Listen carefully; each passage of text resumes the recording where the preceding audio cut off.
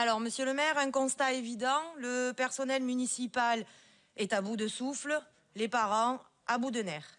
Vous l'avez, je pense, compris, et c'est pourquoi vous nous présentez ce rapport à l'ordre du jour de notre conseil.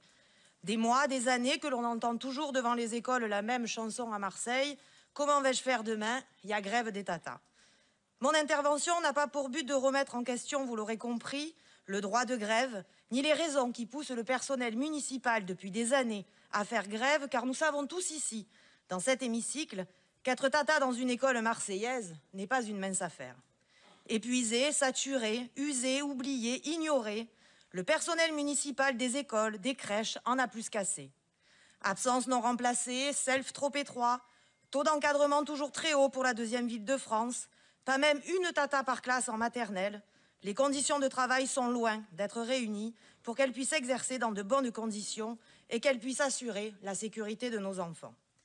D'autant qu'en cette période de crise sanitaire, où protocole sur protocole débarquent dans nos écoles, leurs conditions de travail sont encore plus mises à mal. Face à cette situation, nous avons légitimement donc des parents à bout de nerfs, à bout de solutions, épuisés, ne sachant plus comment faire pour pouvoir combiner travail et enfants. C'est donc des parents pris en otage, par des agents pris en otage également, par une municipalité qui, durant 25 ans, n'a jamais réellement créé un dialogue constructif et apporté des solutions. Des parents pris en otage dans certains arrondissements de la ville, comme l'a dit mon collègue tout à l'heure, plus que dans d'autres, comme dans le 14e qui se voit attribuer la première place dans ce domaine. Et c'est dans ce même 14e où, à bout de souffle, des parents sont prêts à organiser des pique-niques sauvages dans les cours de récréation. Aussi, je pense que nous sommes en droit de nous demander pourquoi. Pourquoi une si grande différence entre les arrondissements, monsieur le maire?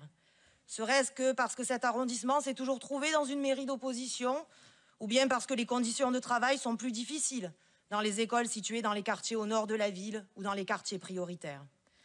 Alors si ce rapport semble aller dans le bon sens, anticipation, organisation, nous espérons que cet accord mis en place ne vous empêchera pas de continuer le dialogue afin d'apporter des solutions concrètes pour donner au personnel municipal, qu'il soit au nord ou au sud de la ville, les moyens de s'occuper de nos enfants en toute sécurité et de travailler dignement. Nous espérons que cet accord ne sera donc pas un frein à toutes vos promesses électorales, notamment celle d'avoir une ATSEM par classe en maternelle. Car c'est cela dont souffre Marseille, des paroles, des promesses, jamais suivies des actes. Mais bien évidemment, pour que des mesures concrètes et rapides soient prises, Marseille a besoin d'une chose. Marseille a besoin d'argent. Et en cette période de crise sanitaire, comme je le disais tout à l'heure, l'État nous impose toujours plus de protocoles rigoureux et trop souvent impossibles à appliquer, et bien sûr sans nous apporter le moindre soutien financier. Alors comme vous l'avez dit vous-même, les caisses de la ville sont vides. Et même si votre adjoint semblait dire tout à l'heure, M. Ganouzi, que l'argent ne faisait peut-être pas tout, vous pouvez avoir le meilleur capitaine, le meilleur commandant, sans avoir de l'argent pour mettre de l'essence, le navire n'avance pas. Alors comment recruter? Comment remettre les écoles sur pied? Comment sécuriser les abords des écoles sans aucun soutien financier? Alors peut-être que vous avez une baguette magique, mais je ne le crois pas. Donc dès la sortie de cet hémicycle, en tant que maire de la deuxième ville de France, vous devez convaincre les différentes institutions de vous aider. Vous devez vous rendre à Paris. Vous devez convaincre le gouvernement de vous aider, de vous faire confiance et de faire confiance enfin à Marseille.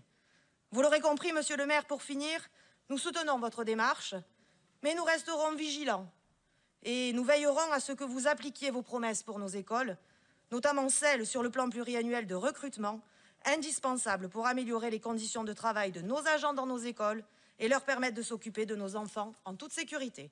Je vous remercie.